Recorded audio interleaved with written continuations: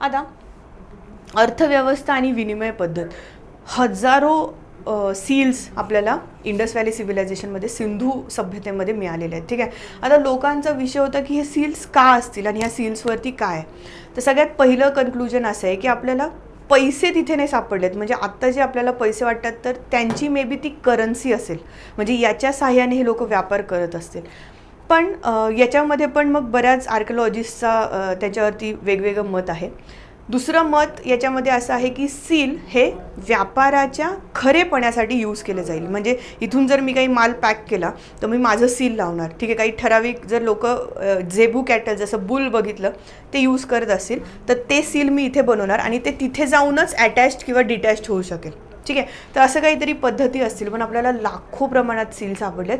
पण इतकं नक्की आहे की सील हे ट्रेड म्हणजे व्यापाराच्या याच्यामध्ये यूज व्हायचं. कारण की आपले जे सील आहेत ते मेसोपोटामियामध्ये सापडलेत, आपले सील इराणमध्ये सापडलेत, आपले सील अफगाणिस्तानमध्ये सापडलेत. म्हणजे डेफिनेटली हे व्यापाराचं एक माध्यम होतं. ठीक आहे. पण हे सील जे आहेत ते खूप बोलतात आणि आपल्याला खूप सारी माहिती इंडस व्हॅली सिव्हिलायझेशनबद्दल दिलेली आहे. ठीक आहे. तुम्ही बघू शकाल मोराचं सील आहे, झेबू कॅटल आहे, एक असा वेगळा ॲनिमल आहे, वन हॉर्न रायनो आहे. हा एक माणूस आहे, त्याने 2 वाघांना मारलं. याला गिल्गमेश म्हणून पण म्हणतात. गिल्गमेश असा एक जुना एन्शियंट हिरो मेसोपोटामियाच्या काही याच्यात त्याचा उल्लेख आहे. ठीक आहे. तर असे काहीतरी सील आहेत. हत्तीचं सील आहे. ठीक आहे. तर एकदम वेगवेगळ्या याने हे सील बनवले जायचे. पण याच्यावर तर सगळ्यात महत्त्वाचा प्रश्न म्हणजे की हे सील स्टेटाईट एक म्हणून जो यायचं त्याने मेजरली बनवले जायचे. ठीक आहे. स्टेटाईट आपण बघूया काय आहे ते. सर्वात लांब मजकुरात सुमारे 26 चिन्हे आहेत. ह्या सीलवरती काहीतरी लिहिलेलं आहे आणि त्याच्यावरूनच आपल्याला कळालं की लोक लिहित होती, वाचत होती, यांची एक भाषा होती. ठीक आहे. तर इथे असे वेगवेगळे स्क्रिप्ट आहे. हे काही नाही लिहिले. हे आत्ता तुम्हाला वाटेल हे काय मासेसारखं दिसतंय, हे काहीतरी वेगळंच दिसतंय. पण ही त्यांची अक्षरं आहेत. म्हणजे क ख ग ग जसं आपण म्हणू शकतो ती आहेत. पण आपल्याला कळालं का हे काय नाही. पूर्ण जग याच्यावरती प्रयत्न करते की हे ना काय म्हणायचं आहे. ठीक आहे. आणि असे असंख्य अक्षरं, असंख्य सील आपल्याकडे आहेत. पण आपल्याला माहिती नाही कारण की अजून डेसिफरच झालेली नाही आहे की यांना काय म्हणायचं. ठीक आहे. आता अर्थव्यवस्थेमध्ये अजून एक येतं, ही त्यांची वजन माप आहेत. म्हणजे जर त्यांना काही माप वजन करायचं आहे, द्यायचं आहे, कुठे पाठवायचं तर असं पण सगळं तिथे होत होतं. तर वजन मापण्याचं जे प्रमाण आहे ते 1:2:4 ही आता पण आपण डेसिमल सिस्टीम अशीच यूज करतो. तीच ती लोक यूज करायचे. मी जसं म्हटलं की चलन कळालं नाही आहे पण मे बी सील असू शकतात.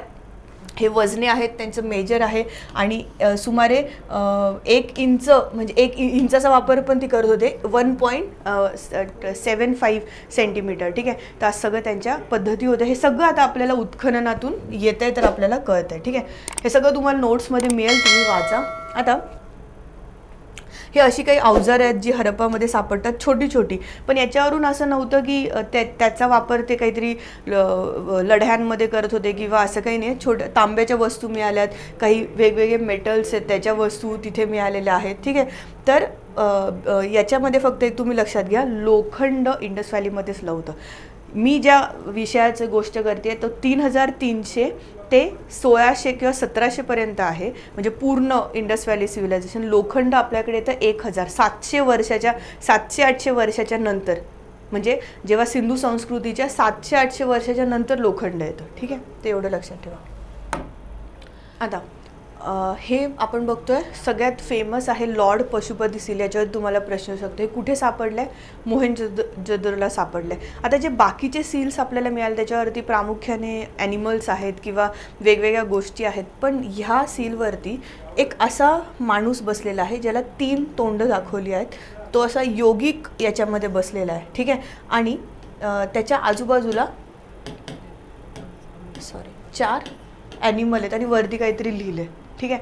तर हे आहे लॉर्ड पशुपती सील. आता आपण याला पशुपती का म्हणतो किंवा प्रोटो शिवा असं म्हणतात. कारण की आत्ताचे जे लॉर्ड शिवा आहेत किंवा शंकर आपले जे देव आहेत तर यांची जी ठेवण आहे किंवा योगिक मुद्रा ही लोक फॉलो करतात किंवा लिंग वर्शिप आपण शंकराची करतो, शिवलिंगाचं आपण पूजा करतो. तर इथे पण हे सगळं दिसलेलं आहे ह्या सीलमध्ये. ठीक आहे. तर याचं इथे अजून एक गोष्ट आहे की म्हणजे याच्यावरती लिंग जे आहे तर म्हणजे लिंग जे आहे तर ते पण इरेक्ट फॉर्मॅटमध्ये ह्या सीलवरती दाखवण्यात आलेलं आहे. तर त्याच्यावरून असं वाटतं की मे बी लिंग पूजा हे लोक करत असतील आणि हे एक असं मिस्टेरियस सील आपल्याला मिळालेलं आहे. स्टेटाईटपासून बनवलेलं योगिक मुद्रा आहे. 4 ॲनिमल कोणते आहेत? हत्ती, वाघ, गेंडा आणि म्हैस हे 4 ॲनिमल आहेत त्याच्या आजूबाजूला. या सीलचा ॲक्च्युअल काय हे आहे ते अजून लागला नाही, पण आपण त्यांच्या वर्शिपमध्ये म्हणजे ही लोक कसली पूजा करत असतील ते याच्याविषयी आपण ह्या सीलने बरंच मोठं त्याच्यावरती कॉन्ट्रीब्यूट केलं. ठीक आहे. बाकी आर्थिक क्रिया काय दिसतात तुम्हाला? तर ही लोक सूतकताई किंवा कापड बनवत असतील, बुलक कार्ट म्हणजे गाडी बैलगाड्या बनवत असतील, टेरेकोटा मेकिंग म्हणजे हे तुम्ही अजून पण बघता छोटी छोटी मातीची भांडी बनवणं, खेळणे बनवलं, तर हे सगळं ही लोक करत होते. त्याच्यानंतर सील मेकिंग ही पण एक इंडस्ट्री होती. काही ठराविक लोक ही सील बनवायचे. ठीक आहे. तर सील मेकिंग करायचे. आणि कॉपर स्मेल्टिंग इथे जर तुम्हाला दिसत असेल तर कॉपरपासून वस्तू बनवायचे. अशा बऱ्याच साऱ्या इकॉनॉमिक ॲक्टिव्हिटीज चालत होत्या. ठीक आहे. आता दुसरी सगळ्यात महत्त्वाची गोष्ट आहे म्हणजे ते लोकांचा श्रद्धा आणि विश्वास. म्हणजे ते लोक हिंदू असतील, मुस्लिम असतील, आता तर इतक्या सगळ्या गोष्टी झाल्या, ते लोक कोण असतील? ठीक आहे. तर ऑफकोर्स याच्याबद्दल आपल्याला माहिती नाही, त्यांच्या रिलिजनबद्दल माहीत नाही, पण त्यांच्या एकंदरीत ह्या सगळ्या वस्तूंवरून कळतं की हे लोक कसली उपासना किंवा श्रद्धा यांची कशावर असेल. तर सगळ्यात पहिलं आहे की हे प्रोटोशिवा जे सील सापडले त्याच्यावरून कळतं की मे बी अशा काही देवतांना ही लोक मानत असतील. दुसरी गोष्ट म्हणजे बऱ्याच साऱ्या ठिकाणी असे लिंग सापडलेत, पण याच्यावरती पण आर्किओलॉजिस्टचा आक्षेप आहेत. काहींचं म्हणणं आहे हे लिंग आहेत, लिंगाची वर्शिप केली जायची. काहींचं म्हणणं आहे की नाही, हे काहीतरी किचनमध्ये वापरण्यात आलेलं वरवंटा टाईप वगैरे हे टूल आहे, काहीतरी चॉपिंगसाठी वापरण्यात आलेलं. पण लिंग वर्शिपचे एव्हिडन्सेस आपल्याला प्रोटोशिवाच्या याच्यावरून पण दिसतात. ठीक आहे. आणि योनीपीठ म्हणजे फिमेल योनीचं टेरेकोटा सापडलेले आहेत. तर याचा अर्थ काय आहे की ऑफकोर्स फर्टिलिटी म्हणजे एखादी आई जेव्हा दुसऱ्या बाळाला जन्म देते किंवा आता मातीमधून जर काही उगवतं आहे, ठीक आहे, तर त्या लोकांना मे बी ही खूप क्युरियोसिटी असेल आणि त्याच्यासाठी ही लोक प्रे करत असतील, वर्शिप करत असतील. तर म्हणून ह्या सगळ्या गोष्टी असू शकत होत्या. आणि त्याच्यानंतर प्राण्यांना खूप महत्त्व होतं. हे आपल्याला सीलवरून कळतं की प्राण्यांची पूजा करत असतील, जे की भारतात अजून पण माहिती आहे की महाराष्ट्रात बैलपोळा साजरा करतात. बऱ्याच साऱ्या ठिकाणी तुम्हाला प्राण्यांचं महत्त्व आहेच आहे. आणि झाडाची पूजा ही लोक करत असतील. असे काही सील्स मिळालेत की जिथे पीपल ट्री म्हणजे पिंपळचं झाड जे आहे, आणि ते तुम्हाला माहिती आहे की आता पण त्याला म्हणजे काही ठराविक मान्यता आहेच आहे. ठीक आहे. आता ही आहे मदर गॉडेस, हे तुम्ही आधी पण बघितलं होतं. ठीक आहे. आता हे काय, टेरेकोटा म्हणजे अशी बाहुल्या, छोट्या छोट्या बाहुल्या सापडतात, ह्या खूप प्रमाणात सापडतात. ठीक आहे. आता हे काय आहे की अशी एक वुमन दाखवलेली आहे जी नेक्ड आहे. ठीक आहे. आणि तिच्या डोक्यावरती असं काहीतरी उगवलेलं दाखवलं आहे. ठीक आहे. तर याच्यावरून काय कळतं की जो फर्टिलिटी कल्ट आहे, म्हणजे एखादी वुमन एखाद्याला जन्म देते, तर त्या प्रोसेसला ही लोक देव म्हणजे ही लोक वर्शिप करत असतील. तर असे खूप सारे मदर गॉडेस तुम्हाला इकडे मिळतात, इंडस व्हॅली सिव्हिलायझेशनमध्ये मिळतात. याला तुम्ही मातृदेवता पण म्हणू शकता. ठीक आहे. आणि नंतर आहे पौराणिक नायक काही सापडले, जसं मी तुम्हाला म्हटलं गिलगमेशचे एक सील सापडले आहेत. अशा काही लोकांना ही लोक वर्शिप करत असतील. आता वर्शिप कसे करत होतील? यांची मंदिरं होती का? नाही. तर तुम्हाला एक गोष्ट लक्षात ठेवायची की हरप्पा संस्कृतीमध्ये मंदिरं नव्हती. म्हणजे आपल्या कॉन्टेक्स्टमध्ये जी मंदिर आहे की बाबा एक प्लेस आहे तिथे जायचं आणि देवाचं दर्शन वगैरे, त्यांच्या याच्यामध्ये काही असतील, पण मंदिरसारखं स्ट्रक्चर तुम्हाला दिसतं, पण प्रॉमिनंटली तिथे मंदिरं किंवा काही देवाधर्माच्या मूर्ती असं काहीही दिसत नाही. त्याच्यामुळे हा खूप महत्त्वाचा पॉईंट आहे, हे तुम्ही लक्षात ठेवा. मंदिरं हरप्पा संस्कृतीमध्ये नाहीत किंवा आत्ताच्या कॉन्टेक्स्टमधली मंदिरं आपल्याला तिकडे दिसत नाहीत. त्यांचे काही वेगळे स्ट्रक्चर असतील, पण त्याला कितपत मंदिरं म्हणायचं हे आपल्याला अजूनपर्यंत कळालेलं नाही आहे. ठीक आहे. आता ही लोक कशी पूजा अर्चा करत जातील, अगेन याच्याबद्दल पण आहे. ते काय, वेगवेगळ्या लोकांची वेगवेगळी मतं आहेत. आता सगळ्यात पहिलं मंदिरांची अनुपस्थिती आहे. ठीक आहे. म्हणजे सांगितलं तुम्हाला मंदिरं नाही आहेत. मंदिरासारखे स्ट्रक्चर असतील पण मंदिरं नाही. ठीक आहे. आता कालीबंगन ह्या ठिकाणी हे अग्निकुंड एक सापडलेलं आहे की ज्याच्यात अशी काहीतरी राख मिळालेली आहे. आणि तर मग असं वाटू शकतं की काहीतरी अग्नीची वगैरे लोक उपासना करत असतील. त्याच्यानंतर इथे मानव आणि पशुबळींचं कालीबंगन इथे हे खूप महत्त्वाचं आहे की तुम्हाला विचारलं जाईल की मानवाला बळी देताना किंवा पशुबळी देतानाचं सील हे कुठे सापडले, तर कालिबंगनला हे सापडलेलं. ठीक आहे, हे बघा हे सील आहे की जिथे तुम्हाला आता एकदम दिसणार नाही पण माणसाचा बळी दिला जातो एका याच्यामध्ये. ठीक आहे, तर हे सील आहे. आता हे नरबळी वगैरे कॉन्सेप्ट आहेत, पण हे नक्की कशासाठी आहे हे आपल्याला कळालेलं नाही. पण आपण एक वर्शिप काहीतरी त्यांची ही साधनं असतील असं आपण म्हणतोय. ठीक आहे, आणि ऑफकोर्स ग्रेट बाथ तर होताच. मे बी तिकडे काही अशा विधी चालायच्या की ज्याच्यावरून ती लोक काही ठराविक वर्शिप करत असतील. ठीक आहे, तर इथे तुम्ही बघू शकता की ह्युमन सॅक्रिफाईस आणि ॲनिमल सॅक्रिफाईस म्हणजे नरबळी आणि पशुबळीचं सील आहे. तर अशा पद्धतीने काहीतरी किंवा त्यांच्या काही प्रेयर्स वगैरे पण असतील, पण आपल्याला माहिती नाही. ठीक आहे, आता दुसरा महत्त्वाचा मुद्दा जो इथे सगळ्यात महत्त्वाचा आहे तो म्हणजे बरियल्स, दफन विधीच्या पद्धती. आणि त्यांनी त्या सगळ्या गोष्टी केल्या म्हणून आपल्याला इतके सगळी माहिती मिळाली. थोडासा इमेज तुम्ही व्यवस्थित बघून घ्या. ठीक आहे, हे फेमस बरियल आहे, NCERTमध्ये पण तुम्हाला दिसेल. ते पण हरप्पा संस्कृतीचं आणि ते पण बऱ्याच मोठ्या असे खूप प्रमाणात आपल्याला बरियल्स मिळालेले आहेत. ठीक आहे, तर हे जे उत्खननात आपल्याला जे सांगाडे सापडले तर याच्याविषयी आपण मतं नोंदवली आहेत. तर सगळ्यात पहिलं कोणत्या कोणत्या पद्धतीने पुरण्यात यायचं, तर नॉर्थ साऊथ म्हणजे उत्तर दक्षिण असं सगळ्या लोकांचे अवशेष सापडतात. आणि मोस्टली मेलेल्या माणसाला पुरताना त्याला पाठीवर झोपवलं जायचं. त्याच्यासोबत जितकी पण प्रिय वस्तू, त्याच्या भांडी, कुत्रे जे पण आहेत ते सगळं तुम्हाला त्या सगळ्या याच्यात मिळालेलं आहे. ठीक आहे, आता कधीकधी तुम्हाला सिम्बॉलिक बरियर मिळाले म्हणजे प्रतिकात्मक, म्हणजे त्या माणसाला न पुरता किंवा त्याचं काहीतरी वस्तू ला पूर्ण, तर हे पण सिम्बॉलिक बरियरमध्ये येतं. कधीकधी तुम्हाला फ्रॅक्शनल बरियर मिळाले, अर्ध्या माणसाला जाळलं आहे आणि अर्ध्याच्यात त्यांना पुरून टाकले, तर असं सगळं तुम्हाला बघायला मिळतं. काही ठिकाणी जोडी म्हणजे पेअर ही आपण आधी पण बघितली होती अशी बघायला मिळालेली आहे. आणि काही ठिकाणी ऊर्न बरियल म्हणजे कलशमध्ये बरियल बघायला मिळालेत. म्हणजे जितका आपण आहे तर तितक्या आकाराचे खूप मोठं मडकं बनवणार आणि त्या मेलेल्या माणसाला त्या मडक्यामध्ये टाकणार, त्याच्यासोबत त्याची भांडी वगैरे सगळं टाकणार आणि ते मडकं जे आहे ते पुरणार. ठीक आहे, तर ही काय कॉन्सेप्ट आहे की माणूस जसा जन्माला येतो तर तो गर्भाशयातून येतो, म्हणजे काहीतरी आहे, तर मरताना पण तसं काहीतरी असावं, असे या सिमिलर कॉन्सेप्टला कुठेतरी जातं. तर हरप्पा संस्कृतीत बरेच सारे ऊर्न बरियल पण सापडतात. त्याला कलश ऊर्नच म्हणा तुम्ही, ऊर्न बरियल्स. ठीक आहे, म्हणजे दफनविधीच्या पद्धती आपण इथे बघितल्यात आणि त्याच्यासोबत बऱ्याच साऱ्या मातीच्या अवजारे सगळं मिळतं त्यांचं जे पण काही आहे ते. ठीक आहे, आता हे महत्त्वाचं आहे, कला त्यांची आर्ट अँड कल्चर किती चांगलं होतं बघा. छोटी छोटी खेळणी तुम्हाला बघायला मिळतात. अजूनही गावाला गेले तर अशाच पद्धतीने बैल बनतो, म्हणजे तुम्ही बघितलं असेल बैल पूजेला जे मातीचे बैल बनवतात तर ती अशीच बनवतात. मग त्याच्यासोबत कार्ड दिसतो. ही छोट्या पोरांची खेळणी आहेत जी बनवलेली आहेत. ठीक आहे, असा काहीतरी कार्ड सापडलेला आहे. हे त्यांचे ऑर्नामेंट्स आहेत. आता ही डान्सिंग गर्ल आहे. ठीक आहे, ही तुम्ही बघाल कम्प्लीट म्हणजे याने बनवलेली डान्सिंग गर्ल आहे ही.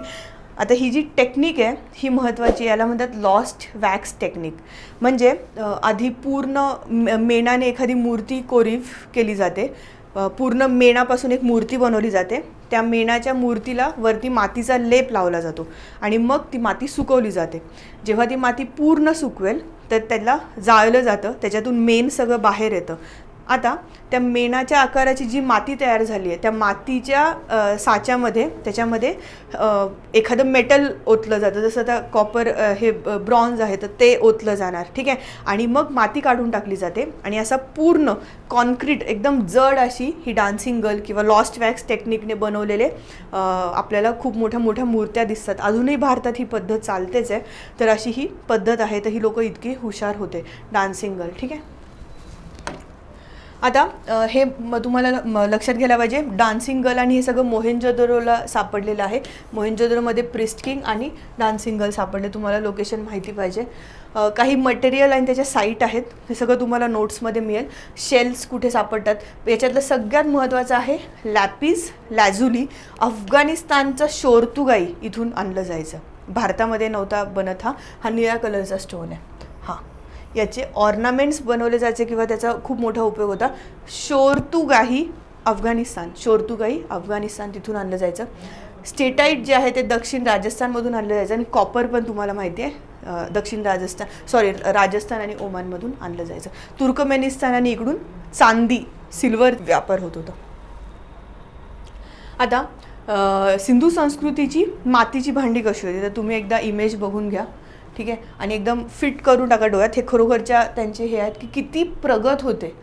तुम्ही बघू शकता जसं आत्ताची आपली भांडी आहेत ते सगळं अख्खं कुकिंग त्यांचं मातीच्या भांड्यांवरती चालायचं.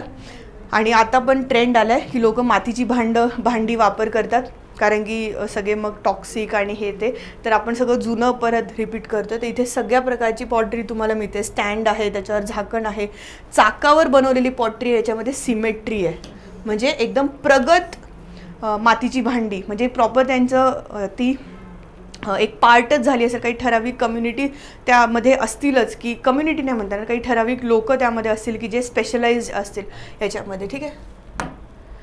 तर हे सगळे हे आहेत की व्हील बेस्ड म्हणजे चाकावरती तयार केलेली, पॉलिश्ड आहे. पॉलिश्ड म्हणजे काय, चमक त्याच्यावरती, ह्याच्यावरती हे पण आहे म्हणजे डेकोरेशन पण आहे, ठीक आहे.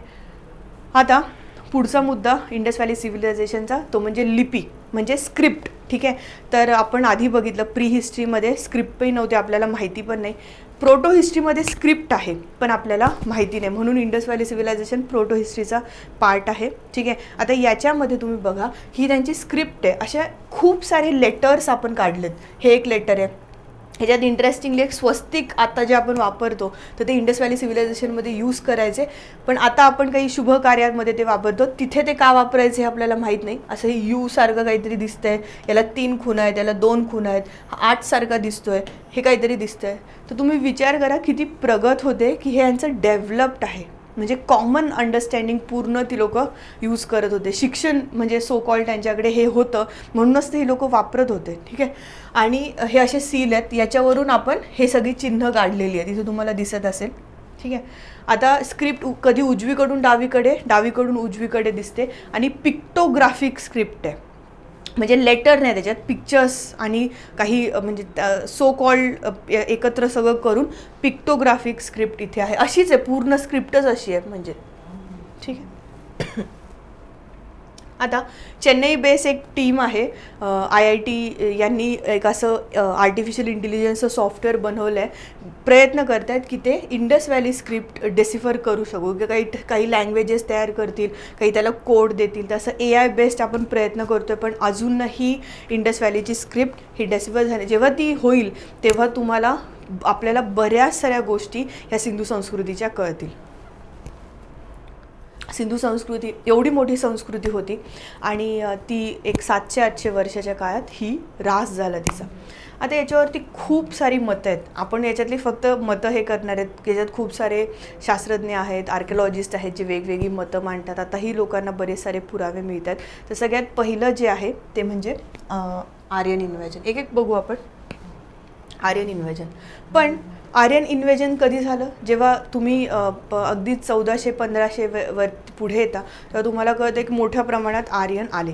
पण याचे पण असे खूप एव्हिडन्सेस मिळत नाही की बाबा त्यांच्यामध्ये वॉरफेअर झालं. आर्यन आले हे नक्की आहे, पण इंडस व्हॅली सिव्हिलायझेशनवरती अटॅक झाला हे खूप मोठ्या प्रमाणात याचे पुरावे मिळत नाही. पण काहीतरी तिथे म्हणजे शेवटी जसं इंडस व्हॅली म्हणजे सिंधू संस्कृती जशी ऱ्हास होण्याकडे असते तेव्हा ती लोक सुरक्षेला महत्त्व देतात एवढं कळतं आहे, ठीक आहे. असे काही आपल्याला सांगाडे सापडलेत, कोणाच्या पाठीमध्ये खंजर खुपसलेलं आहे असा एक सांगाडा आपल्याला सापडलेला आहे. प्लस पुढच्या काळामध्ये जी तटबंदी आपण बघितली त्याची हाईट वाढलेली आपल्याला सापडलेली आहे. पण काही कन्क्लूड एव्हिडन्सेस नाही आहेत याच्यावरती, पण डेफिनेटली ही एक थिअरी याच्यामध्ये आहे. दुसरी आहे की नदी आणि हवामानाचा बदल. जसं आताही माहिती आहे की म्हणजे सरस्वतीचा जो चॅनल होता, जी नदी लुप्त झाली आणि तिथे काही नद्यांनी कोर्स बदलले आणि म्हणून सिंधू संस्कृतीवरती त्याचा मोठा इम्पॅक्ट झाला आणि अगेन हवामानामध्ये पण बदल झाला. तर असं होतं. पण मग याची काउंटर थिअरी अशी आहे की जर असं झालं असतं तर मायग्रेशनचे आपल्याला एव्हिडन्सेस मिळाले असते, पण असं पण नाही आहे काही. तर अचानकच म्हणजे एवढी मोठी घरं आणि डायरेक्ट सुमसाम झाली असं काहीतरी याच्यामध्ये आहे. अजून एक थिअरी आहे एपिडेमिकची. जसं आता कोरोना आला, बरेच सारे लोक एक्सपायर झाले, तर तसं तेव्हा काहीतरी आजार वगैरे आला असेल का. पण मग तसं आजार वगैरे आला असता तर लोकांच्या डेड बॉडीज तेवढ्या सापडल्या असत्या किंवा त्यांचे बरियल्स तेवढे मिळाले असते, तर असंही काही तिथे मिळाले. ह्या सगळ्या थिअरीज आहेत. अजून एक असं आहे की मान्सूनचा पॅटर्न बदलला, ठीक आहे. म्हणजे मान्सूनचा जो पॅटर्न होता तो अजून भारताकडे सरकला आणि त्याच्यामुळे तिकडचा एरिया हा ड्राय पडत गेला, असं एक आहे. किंवा हवामानात म्हणजे पूर्ण एरिडिटी, शुष्कता जी आहे ती वाढली. तर अशा सगळ्या बऱ्याच थिअरीज आहेत. तुम्हाला फक्त हे माहिती पाहिजे की काय झालं असेल, पण अजून पण कोणी कॉन्क्रीटली सांगू शकलं नाही आहे. पण एक त्यातल्या त्यात कॉन्क्रीट एव्हिडन्स जातो की वातावरण बदल म्हणजे सिंधू नदीचा बदललेला कोर्स, सरस्वती नदीचा बदललेला कोर्स, तिथे अर्थक्वेक वगैरेचे काही एव्हिडन्सेस तुम्हाला मिळालेले आहेत आणि त्याच्यामुळे ह्या लोकांनी मायग्रेशन केलं. तर असं एक बऱ्यापैकी कॉन्क्रीट थिअरी जी सध्या जनरेट झालेली आहे, ठीक आहे. तर ही जी थिअरी आहे की ज्यांनी इंद्र म्हणजे आर्यांनी आक्रमण केलं, जे तुम्हाला ऋग्वेदामध्ये खूप व्यवस्थित कळतं की आर्य भारतामध्ये आले आणि त्यांनी आक्रमण केलं. तर हे सर मॉर्टिमर विलर यांनी ही थिअरी मांडलेली आहे. काहींच्या मते व्यापारातील घट, हवामानीय बदल, अर्थव्यवस्थेनंतर कमकुवत झाली, तर लोक मायग्रेट करून गेले. तर अशा पण काही थिअरीज ह्या येतात आणि याचा एक एव्हिडन्स मिळतो की मेसोपोटेमियासोबत उत्तरार्धामध्ये व्यापार खूप कमी झालेला आहे, म्हणजे खूप कमी झाला आहे. तर हे सगळं असं मे बी त्यांचं एक विशियस सायकल तयार झालं असेल की व्यापार कमी झाला, हवामानही बदल झालं, त्यांचे काही लाईफस्टाईल चेंज वगैरे झाले आणि मग ही लोकं मायग्रेट झाली. तर अशी एक होलिस्टिक थिअरी आपण याला म्हणू शकतो. तुम्हाला फक्त ही कारणं माहिती पाहिजेत काय झालं असेल, ठीक आहे. हे तसं मी तुम्हाला हे ऑलरेडी एक्सप्लेन केलेलं आहे. आता काही शास्त्रज्ञ आहेत त्यांनी खूप चांगल्या पद्धतीने असं म्हणलं आहे की हरप्पाचा एंड नाही झाला, हरप्पा कंटिन्यू झाली, वेगळ्या फॉर्मॅटमध्ये लोक मायग्रेट झाले आणि त्या सगळ्या विधी आपण अजूनही करतो. त्याचं सगळ्यात बेस्ट उदाहरण म्हणजे काही उदाहरणं आहेत. मदर गॉडेस आणि प्रोटोशिवा लिंग पूजा आपल्याला अजूनही दिसते. बलुचिस्तानमध्ये जी घरांच्या पॅटर्न आहे तुम्ही आत्ताही बघू शकता, बलुचिस्तानमध्ये सेम स्टाईलमध्ये घरांचा पॅटर्न आहे, ठीक आहे. तर काही गोष्टी ह्या कंटिन्यू राहिल्या. डान्सिंग गर्ल आपण बघितली होती की जी अगदी इथपर्यंत बांगड्या वगैरे बघितल्या होत्या. तर राजस्थानचे जर तुम्ही काही महिला बघितल्या तर त्या अशा पद्धतीने बांगड्या खूप मोठ्या प्रमाणात वापर करतात आणि इव्हन पाकिस्तानच्या काही साईडला पण काही कम्युनिटीज आहेत ज्या अशा वापर करतात. अग्नीची उपासना आताही केली जाते. बैलगाडा जो आहे तर तो सेम पद्धतीनेच आताही आपल्याला दिसतो. मातीची भांडी बनवण्याची पद्धत, पारंपरिक वजन पद्धत ही अजूनही दिसते. याचा अर्थ कुठेतरी हरप्पा संस्कृती ही कंटिन्यू झाली, ठीक आहे. आता सगळ्यात महत्त्वाची साईट ही महत्त्वाची आहे, तुम्हाला माहिती पाहिजे. राखीगढी कुठे आहे? ही राखीगढी हरियाणामध्ये आहे. भारतातली आत्ताची सगळ्यात मोठी साईट, ठीक आहे. म्हणजे हरप्पापेक्षा पण खूप जास्त मोठी. वसंत शिंदे इथे डेक्कन कॉलेजचे वसंत शिंदे इथे उत्खनन करतात. 1963 याचं उत्खनन सुरू झालं. घग्गर हकरा ह्या नदीवरती ही आहे, ठीक आहे. याला दृष्ट्यावती नदी असं तुम्ही इथे म्हणू शकता. आणि की बऱ्याच सारे जी प्रश्न आहेत जे आपल्याला काही मिळालेले नाहीत ते राखीगढी उत्तर देईल असं खूप साऱ्या लोकांचं मानणं आहे, ठीक आहे. तर इथे तुम्ही बघू शकता हरियाणा आणि इथे हे आत्ताचं त्यांचं करंट इमेज आहे, ठीक आहे. इथे तुम्ही बघा ही करंट इमेज आहे राखीगढीची की अशा पद्धतीने तिथे उत्खनन चाललं आहे. काही गोष्टी राखीगढीच्या पुढे आल्यात, जस्ट हे माहिती, ड्रेनेज सिस्टीम वगैरे सगळं तिथे मिळतं, बघून घ्या एकदा, ठीक आहे. हे रिअल इमेज आहे. हा माणूस म्हणजे ही वुमन जे पण काही सांगाड्या सापडल्या तर याच्यावरून आपण M17 जीनची व्हॅलिडिटी चेक केली. हे काय हे आर्यमध्ये बघू तर असं कळालं की हे जे जीन आहे ते ह्या माणसांमध्ये नव्हतं. म्हणजे आर्यांच्या आधीचे लोक हे होते हे कन्फर्म झालेलं आहे, ठीक आहे. म्हणजे जे आर्यनमध्ये मिक्स झाले किंवा ब्रीड जे भारतामध्ये काही लोक आर्यनमध्ये मिक्स झाले आणि हे आर्यन कोण होते काय ते आपण सगळं बघणार. तर त्यांच्यामध्ये हा एक जीन सापडतो. पण राखीगढीचे ह्या याच्यापासून घेतलेला जेनेटिक्स एव्हिडन्सेसमुळे आपल्याला कळालं की हे जीन यांच्यामध्ये नव्हतं, म्हणजे हे आर्यांच्या आधीचे लोक आहेत. तर हे कन्फर्म झालेलं आहे आपल्याला आणि म्हणून राखीगढी खूप महत्त्वाची. इथे तुम्ही बघू शकता की त्याच्यासोबत पूर्ण त्याची मातीची भांडी वगैरे सगळंच आहे, ठीक आहे. ही एक इमेज आहे, खूप महत्त्वाची आहे, स्टेट बोर्डमधली. याच्यावरती 100% प्रश्न येणार आहे, तुम्ही बघून घ्या. 1829ला हरप्पा, चार्ल्स मेसन हे आपण ऑलरेडी बघितलं, अलेक्झांडर कनिंगहम बघितलं. 1921ला हरप्पाला दयाराम सहानी आणि राखलदास बॅनर्जी मोहेंजोदरोला नंतर 1946ला मार्टिन व्हिलर परत हरप्पाला. हे सगळं महत्त्वाचं आहे की कोणत्या साईडचं उत्खनन कसं चालू झालं, कोणते शास्त्रज्ञ कोणत्या कोणत्या साईडला. 1990ला धोलावीरा आहे आणि 1915 पासून राखीगडी. राखीगडीचं उत्खनन कधी चालू झालं इथे तुम्हाला दिसत असेल, वसंत शिंदे, डॉक्टर वसंत शिंदे.